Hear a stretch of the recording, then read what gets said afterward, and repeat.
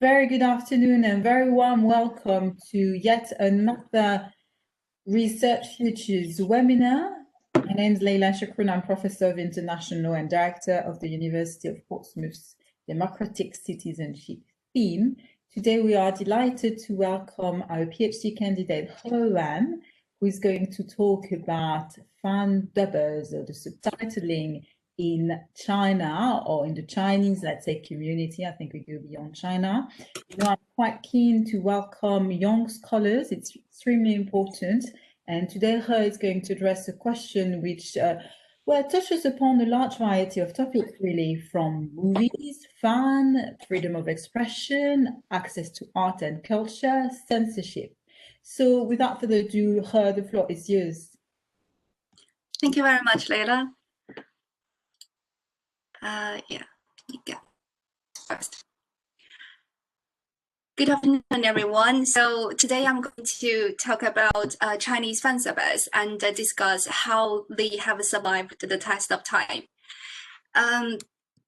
So in this presentation, I will be firstly explaining what is fansubbing. So I believe this term is still new to some of you, maybe. So I'm gonna show you the straightforward what are they and who are they, and then I'll discuss the social context of a Chinese fansubbing, and what kind of environment they are growing, they emerged and growing, and which is really directly related to the Chinese film and TV censorship here, and also two potential reasons why they are survived so far. So one is definitely the support from the audience, from the fans, and the other one is the very free and creative translation style they have created, which will lead us to the discussion. So what exactly is the reason that made fansubbers survive the test of time?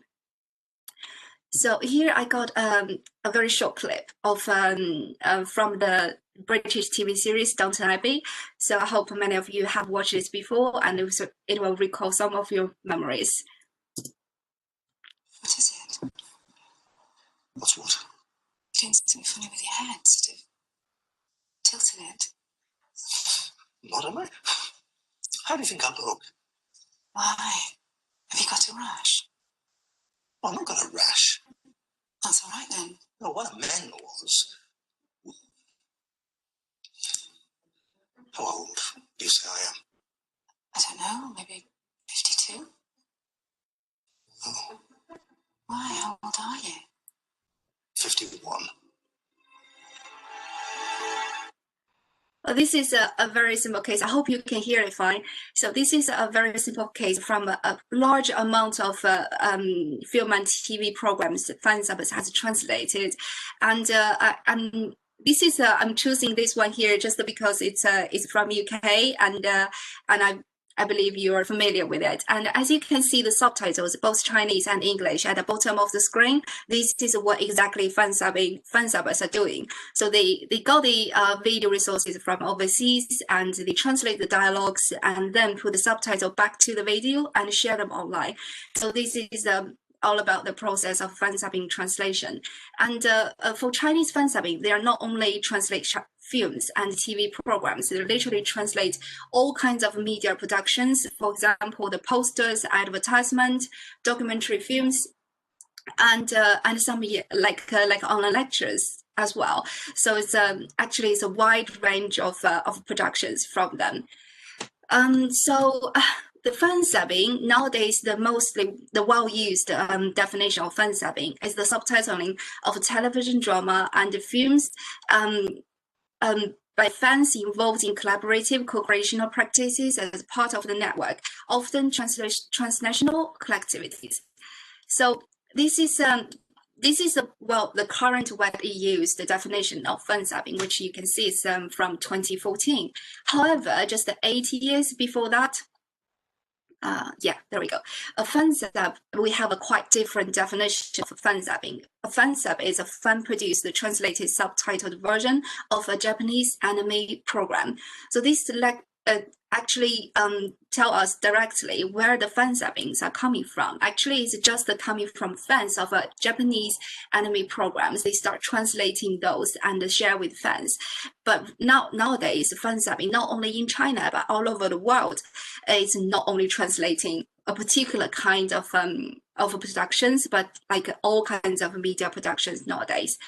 But who are they? So we're gonna wondering who are the fansubbers. So when it comes to doctors, lecturers, or policemen, we have a particular image how they should be like, and what are they? What are the group of people? But for fansubbers, it's a blurry image. But even for me, I think they are still a blurry group of people. How to identify them?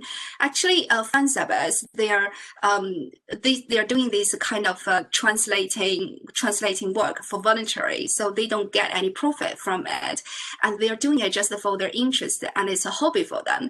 And most of them have their career, have their professionals. They can be student, journalist, writer, lecturer, or whatever.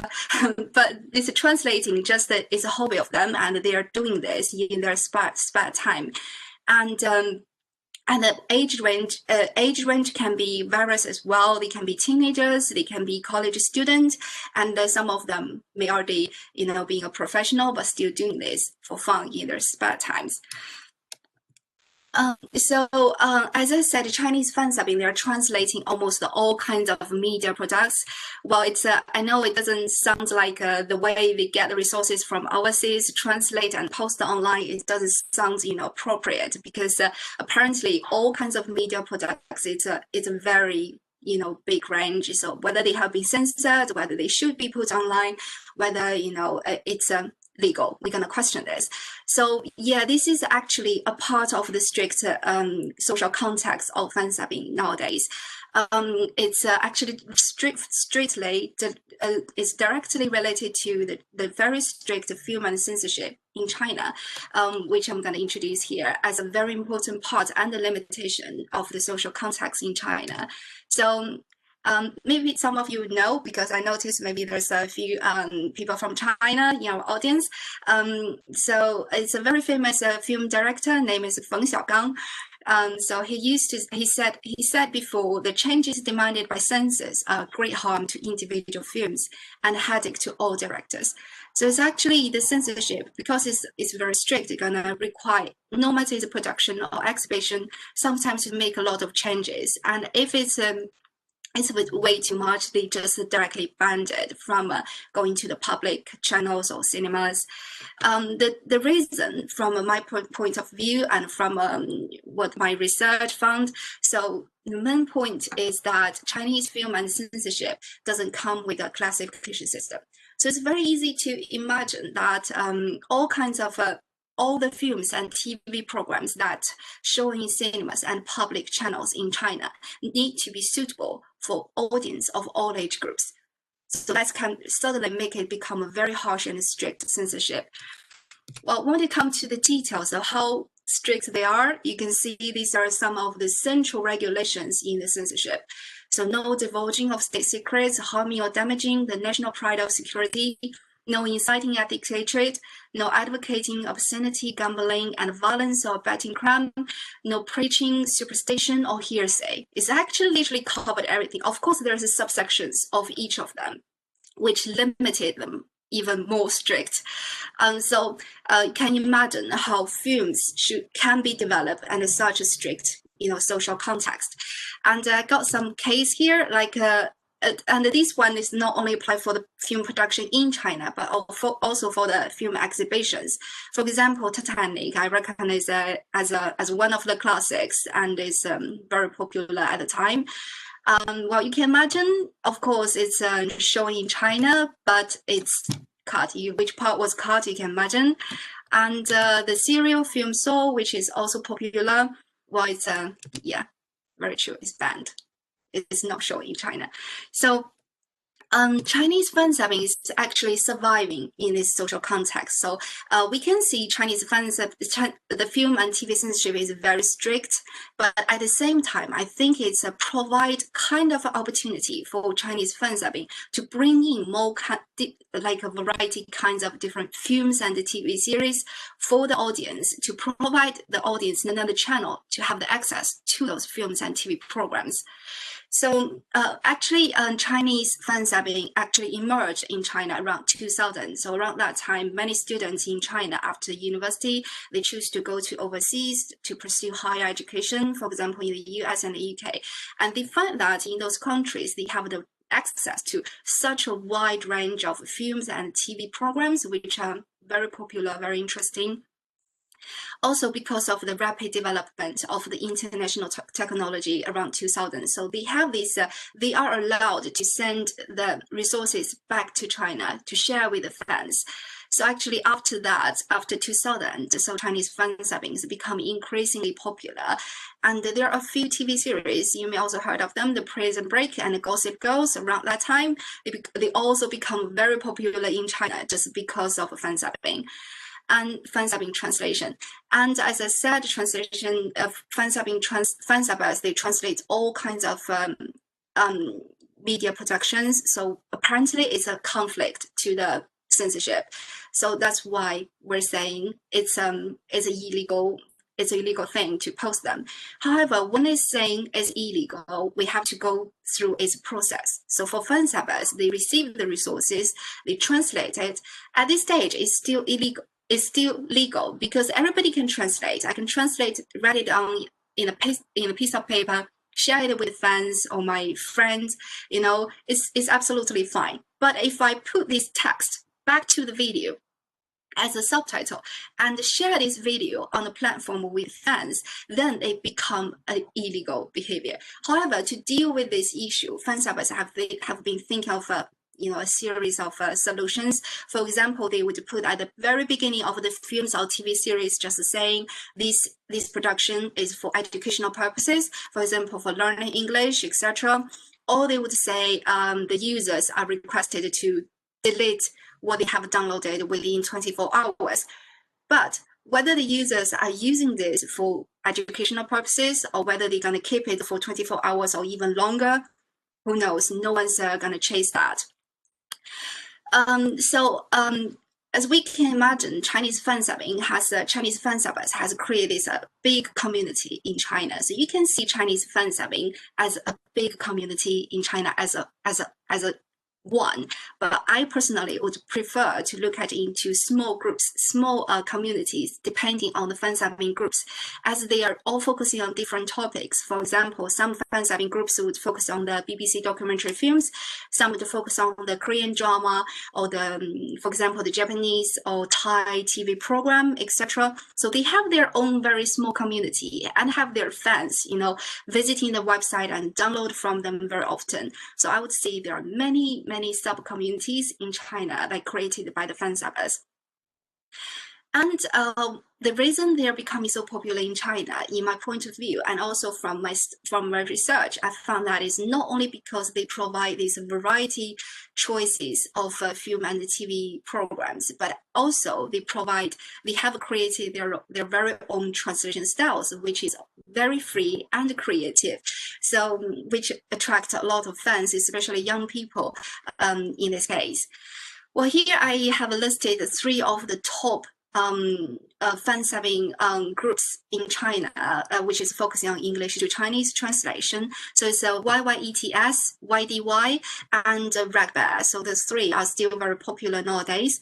And as we can see, the YYETS, if you know some about the Chinese fansubbing situation, you know that the website is already shutting down in 2014. It's a very big sanction, actually, among Chinese fansubbing community. But YYETS, the organizers, they have recreated the website and changed the IP. And nowadays, you can still find that group, find their production, but they are not named as YYETS anymore. So they're still surviving, let's say. So as I said, there are 2 reasons of why fansubbings are still potential reasons why they're still survive so far. The first is the support from the audience. So when I started doing this research, there's no concrete evidence. So nothing literally showed that Chinese fansubbing is popular. So how can I say Chinese fansubbing is popular? I've been questioned a lot. So to answer that, so just, okay, I'll conduct this survey. So I'll provide this concrete evidence and showing that they are popular. So I have done this survey, offline survey of questionnaire. So I sent out about 1,000 questionnaire and got 964 valid responses from them. So for example, the first few questions like, have you ever watched a fansub? If the participant says no, then this is not a valid response. I'll take it out. And so I got 964 responses from, you can see the universities that I choose from all over China, from north to south. And the participants from those universities are taken from different courses to make the data, the responses more valid, more convincing in this case.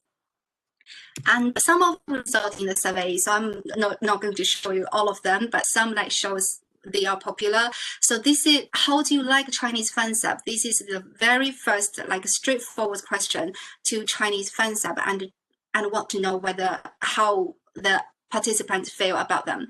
And you can see from the result, we got more than 75% of the response saying they like it or like it very much.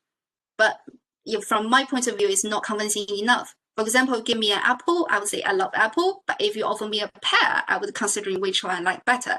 So the next question is subtitle translated by the professional translators and the fansubbers, which one do you prefer? As you can see the result, we got more than 68% of the response says they prefer fansubbing translation. So this seems more convincing. So if we dig more, so if you know fansubbing productions are illegal, well, you still watch them. So it can be a test that I wasn't expecting the response come back like this, but we still got more than 62% of the participants saying yes. Even they know it's illegal, but they know they won't pay for anything, so they're still gonna watch them, following them. So the community is still there. The support is very strong. So another reason I said, because they are surviving, because they have created this new translation style. So especially comparing with the professional ones. So firstly, I may want to say a little bit about why we can see fansubbing as a different group from the professional translation, because they are actually doing the same job. They are all translating the subtitles and come out with a new film, the same film, just with the Chinese translation. However, we can see fansubbing as a different group because the mainly two factors I would say here is the communicative purpose. For example, professional translators, they are doing this for benefit, for profit. They are doing this for a living, to make a living. However, the fansubbings are doing this just for hobbies. They don't have any income. They don't get anything paid from it. And also, the producer and receiver in this communication activity is different. So for professional translations, the producer are professional translators, however, the receiver are the audience. But for fansubbing groups, in their processes, the producer and the receiver are the same group of people. They are all the audience, the fans of the film and TV program. So when it comes to the translation style, firstly, I have to introduce a theory here, which is the translation equivalence. So I adopted the Mona Baker's theory. I think it's very easy to understand the translation equivalence. So it can appear at the word level and above the word level, which means sentence level, text level, and pragmatic level. So you can see also in my research, I found that in professional translations, they are more focusing at the word level and the sentence level. Of course, you can imagine in the film and TV series, the segment is very short. It's normally just the sentence or part of the sentence. However, for Chinese fansubbing translation, they focus more on the equivalence at the situational or the cultural level. So it's not only about the word or that segment anymore. It's about the whole situation, whole thing, the story is about. Yeah, so I think I want to make it easier to understand. So I have two very simple cases here. They are all taken from the Big Bang Theory. So I think they're funny, comedy sitcoms. So maybe can entertain you a little bit as well. That's the first one. Right. I think we've got a prototype ready to test. Hand me that Tupperware. Wow, that's heavy. Right, it's heavy. It's my mother's meatloaf. I've been testing toilets for generations. I must say, Howard, I think a detailed letter to MIT describing your current circumstances might entitle you to a refund on your master's degree. Simulated zero-gravity human waste disposal test with meatloaf analog in 3, 2, 1.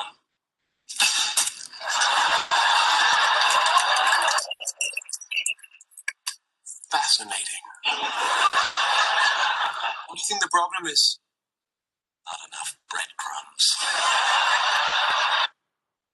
So I can see this is not about only one segment I'm going to take out from this story. It's first of all, I would like you to know the whole story at the beginning. So what it's about, so what each one of them attitude should be. So we can see clearly Sheldon here is not very happy with Howard. At the opposite is you know, as he said, he should be refunded the master degree to MIT. So it's a kind of ironic. So here he was saying fascinating. Apparently it's a failure experiment, but why he's saying fascinating? So if we take that out, fascinating in English, it just simply means extremely interesting, which is very positive, and it's maybe a compliment. You know, it's nothing shows nothing from the text itself. However, the translation here is 很好, 很强大. So this is a phrase. It's a very new phrase, internet popular buzzword kind of thing. So it's not the word everybody would use. For example, my parents would not using it, and it's actually taken from the multiplayer online role-playing game. Maybe you have been involved in World of Warcraft. So it's a metaphor to ironically describe something as good and strong is good, I mean not good, and strong, and it's very hard to change. So they put it here. So the Chinese audience, when they see this phrase, they'll get it immediately what it's about, and it's actually, so you can see I provide a back translation here, which means very good and very mighty. From the text, you'll still see it's positive, but it's not when it's putting in the situation. It doesn't mean fascinating anymore. This is what I mean. The fansubbers, when they're translating the dialogues from the source language, they are not focusing on the word itself. They're looking at the whole story, looking at the whole situation, and decide what exactly is the meaning of the word. So another case is also from Big Bang Theory. Hope you enjoy it. Forget the SER and LLI. Let's settle this Wabato. What do you mean? There's no guarantee we're going to go against each other in the round robin, so let's throw down. Down. Unless you have Wade. Yeah, this is even shorter, so I may give you a little bit more about the context information. So they are about to join a fight of a robot fight in a context. However, they have this kind of argument before the context, so they decide to have this fight earlier. So in this situation, we can see that actually what makes it hilarious, makes it funny, is because Kripke, this character showing on the screen, so he has this kind of speech disorder, so he can't tell the pronunciation of a W and R in his when he's talking. However, this speech disorder in this sentence, how do you translate it? Because from the source text is from not only from the visual, from the audio, and also the whole environment and the other people's reaction helps to build up this hilarious element. However, fansubbers, if they're translating, they will only be using the written form text. So how they show this? So in their translation, you see we're picking out the word robot here, so which he means is a robot. So the translation is here. I highlighted it with a yellow highlight. You can see. So I hope I create a graph here, hope it helps. So the robot, let's go back to the original word robot. When it's translated to Chinese, it's translated to 机器人. So it's a 3 characters phrase. So the first character, 机器, literally means machine. And the last character, 人, means man. So actually robot, when it's translated to Chinese, is translated to machine man. And in the translation, we can see it's still three characters, 机器文. So the first character is exactly same with the original translation. So it still means machine. There's nothing changed. However, the third character is changed to 文, which actually means mosquito in Chinese. You can see I take the third character out from these two phrases, and 人 in Chinese means man. It's pronounced like a 人. So start with R. And 文 in Chinese means mosquito. It starts with W. So which in this case, they're referring to Kripke's speech disorder, wobbled. So, so it's actually from my point of view, it's a perfect match. It's not only translate what the audience will get what it means directly, and at the same time they'll know how the fansubbers is trying to build up this amusing element in this situation as well. So in my abstract, you may have read that I have sometimes questioning and also arguing whether the Chinese fansubbing, not only me, is widely debated whether they have a breaking the culture block or they are abusing the translation principles. So are they literally translating it because they are not professional translators? However, this is a picture. It's a screenshot from a French film I really like to use. They are translating it and they put these subtitles down there. It's only Chinese, but I can provide a simple translation right now. They're saying, I don't know French. I made up the previous subtitles and I can't do this anymore. So literally in this case, they are just doing it as an interest, as a hobby, as entertaining themselves rather than entertaining the fans, or maybe both. So they're not literally translating, but they are having fun from it. So here we go. So I think the fansubbing, they're surviving the test of time and very popular with the audiences. Firstly, because they nowadays under such a strict Chinese film and TV censorship, they are providing these variety choices of films and TV programs for the audience, and at the same time they're providing this very creative translation. Which attract a lot of fans as well. And some external factors, maybe firstly, the lack of a classification system. So the incomplete film and TV censorship gave them this opportunity to do this and to expand this market. And at the same time, the lack of online monitoring system in China. See, they can shut down the website, but they can create another one. So they're still surviving under this system. However, which also makes me think about what the future of Chinese fansubbing, because it's definitely not stable. They can't keep in this status for long. So are they going to be commercialized? Are they going to be, for example, when the film and TV censorship is complete one day, so there's more options for audience already. So I was wondering, is the Chinese fansubbing still gonna exist? Maybe if they start making profit from it, so what's the difference between fansubbing and professional translation at that time? And how about the translation styles? Maybe they'll adopt from each other. I would like to look more into these topics in the future. Thank you very much. That's all for today. Thank you. So much, thanks very much, Clara. That was really very interesting, quite fascinating, because it poses a number of questions in terms of linguistic, as you explained, but also, as we said before, access to culture, to knowledge, to art, and indeed censorship and freedom of expression. We are receiving questions. We have a first question, from Olga, and Olga was asking how good actually is how good and accurate is the Chinese translation? Do you sometimes end up with a few versions of the same film because several fansubbers have translated the same film differently? Yeah, exactly. So the different groups, they have their different translation styles. Yeah, shall I stop sharing first? Sorry. So different groups has their own translation styles, and it can be different. So many fans they would choose. So many would choose some. For example, these ones being more creative, that one's being funnier, and they would choose their favorite translation groups. However, I think you're right when it comes to accurate, when it comes to the translation quality. This is not what I can come out with a conclusion from this. This is my main argument. So what means is sometimes they are not chasing the accurate, like the equivalence at a particular level. But what they are chasing is a kind of, reaching the situational meaning equivalence in the films and the TV series. And what I find from my research is fansubbers, they never look at the text itself. So it's hard to define is accurate or not. And most times, if you're looking at the text, you will see they are not accurate at all.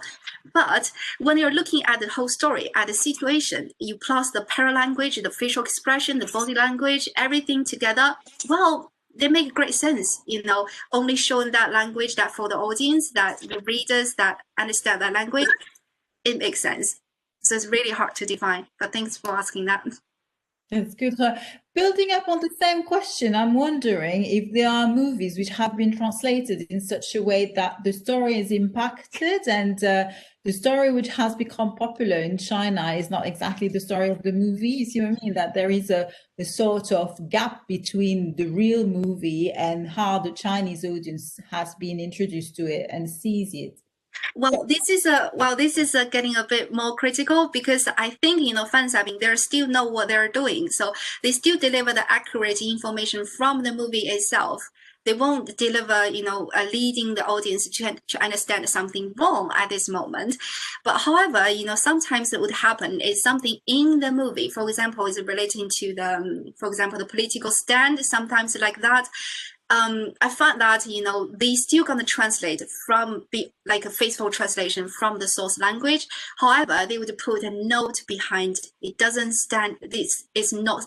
For example, this is not the translator's opinion. Something like that. So they're indicating they're just doing this job. It doesn't stand for their own opinion in this case.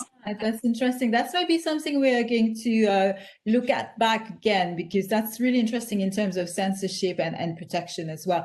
But let us take another question. We have a question from Shelton. What is the attitude of the older middle-aged Chinese towards fansubbing? Or did you only survey students? Thank you very much. It's a great question.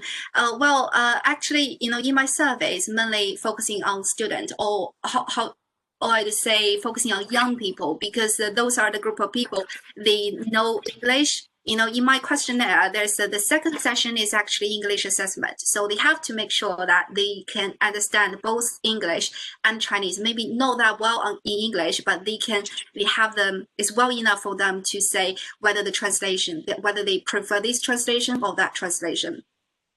However, you're right, for middle-aged people, for example, my parents, they prefer dubbing. They don't even prefer the subtitle from the professional translators. They only prefer dubbing, because then they can follow the movie, in a right pace. So subtitle for them, it takes too much time to read and follow the story in the performance in the film. So that's why before I conducted this survey, so I won't be focusing on the senior citizens in China, because maybe that won't, come back to my topic and give me some valid response on this.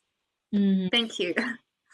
Thank you very much. Do you think that, and again, building up on the same question, do you think this fan subbing addresses more, as you said, a younger generation and also a generation of people who know a little bit about English already, and it's a way to learn more? I'm sorry. Do you think people who use this fansubbing, etc., do they know a little bit about English already, and it's a way to learn more, to improve their English? Yeah, exactly. So from my this survey, and also from my research, I found that a lot of young people, they're using these fansubbing productions to learn English, to improve English. In the audience, a lot of them, they are preparing for the exams, for example, the TOEFL, IELTS, GRE, the one they want to take the test and go abroad to study. So this become a part of their English learning. And the translation from the fansubbers, actually, it's easier for them to connect it with the language they are using in their real life. So it's actually a very good way for them to access to this kind of material and improve their English. Do you know if it's been used in some universities, maybe in English classes? Not used in the English classes, but I know that the one of the fansubbing groups I just mentioned, the YYETS, they have this collaboration with one of the Chinese universities because they want to give the student more opportunity to practice their English skills. So they are having this collaboration with the fansubbing groups, and then the student can translate for the fansubbing groups. So really interesting. Really interesting in terms of linguistics, but I'm sure we have specialists here who could ask better questions. We have another question from Claudia. Do you often have a case of an official, perhaps censored translation coexisting with fansubbing? If so, do young viewers still prefer the fansubbered and uncensored version? So is it often that you have two versions, the official one and the other one? And exactly. In my thesis, this is a part of the discussion to compare the professional translation and the fansubbing translation and see which one is where they are, because my argument is that fansubbing is pursuing the situational equivalence, while the professional ones is focusing more on the word and the sentence level of the equivalent of the translation process. So yeah, it's a part in that, but I didn't put in the slides today because if we are going to access both translation, gonna take a lot to analyze it, and I may include some of them like a complicated framework I'm using in my research. So it's more about the social context, but yeah, definitely. Would you have an example by chance of a movie which has the official translation and the fan translation? Yes. Yeah. For example, in my research, I take the Censorship Redemption. So that movie is an old movie, but in my case selections, I try to include like a movie from a different time and from different genre to see because their language features may also be a factor influence the translation. So in I think Shawshank Redemption and One Night in the Museum, and then the other one is Frozen. So I took from that as a musical. So it's also they have two different versions of translation. So you can see the difference from them. And professionals, they still tend to be more conservative. They are for example the fansubbers, they don't care. They'll put the swear word on the screen. But professionals would never do that because apparently their work will be shown in the cinema, shown in the public channels. They definitely have to be censored strictly. Mm-hmm. Really interesting. Another question from Olga. Do you know if fansubbing is a large phenomenon in other languages and other countries? Yes, I had this research all over the world about the fansubbing, and I know that nowadays actually the biggest fansubbing group is in Singapore. It's called Vicky. Actually, that one is a little bit tend to be commercialized nowadays, but how it's been working within the group, I'm still not following much after I have done my research already. But I'm keen to know how they are managing it, without controlled by the government, but at the same time they have their own system of running this, and at the same time we have these fansubbing groups in Thailand, and I think in Europe, Italian fansubbing group is also a very very influential in the country and for the audience, and also Polish and Czech they also have fansubbing groups. Those are the ones I've been looking into, and they all have this very own translation style as well. Some of them they tend to for example being very free, being thinking more about their language, their target language user. However, some of them they may being faithful to the source text. They are very faithful translation, quite literal to the original text. Mm-hmm. Really interesting again. Getting back to the censorship question, would you have an example, because it's easier for us to understand, of a movie which has been censored for different reasons and has been really popular and fan-subbed? Sorry. I was asking you if you have an example of a movie which has been censored in China for a variety of reasons that you explain, the different criteria, etc., but it has been fan subbed and it's extremely popular online. Well, there are plenty of them. Actually, you know, there's a lot of new movies coming up in Western world every year. However, there's a very limited showing in China, not as much as here. Many they would just ignore it, and many, I would say, if not fansubbers, they're translating it. Chinese people never know the movie is existing, because they don't have the access to the movie at all, and they are not in the environment that they can find a movie anywhere. So, so I don't have a list of it because many of them they don't know it's there. But I know there's a lot. For example, I think it's a Twilight. It's been cut. It's showing in China, but it's cut, and it has both versions from fansubbings and professionals. And I was trying to think of one that.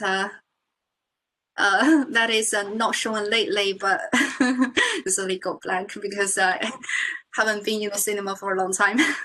Well, I'm afraid we all like you. We haven't been to the movie for a long time. Yeah. Right. Thanks very much, Robert. I'm sure there are plenty of examples. Maybe another question, and I know that we have linguists here and linguistic specialists, but you know, you explained the difference between what you call situational translation and more word-to-word translation. Can you elaborate further on that so that we understand better? Yeah, sure. In my original research, it's actually this situational concept is coming from Halliday's the context of the situation. So where you looking at the discourse from the both language, from the source text and from the target text, and see whether they have been reaching the, you know, they have this kind of functional meaning analysis, whether they have reached the equivalence in between. So, but the one I put in my slides, the equivalence appears at word level, and above word level. This is you know, not getting that deep to linguistic level, but it's easier to understand at this stage. It's actually so when I'm analyzing whether they have reached the situational equivalence, the word level, sentence level, and text level are all being included. So I'm looking at every single level of the cases. However, you will see what the result shows is that as normally it's not equivalent when it's coming to word or to sentence. It's no matter it's a literal meaning or this grammatical structure, it's all different because the English and the Chinese are such two different languages. However, when comes to the situational level, it reaches the equivalent. And also, I found that something interesting is that, for example, in Downton Abbey, sometimes they use a kind of proverb in their talkings. However, in Chinese, in the Fansubbers translation, they will use also a proverb as a translation of the English version. However, when you literally translate the proverb, it means totally different. However, the implicit meaning is the same.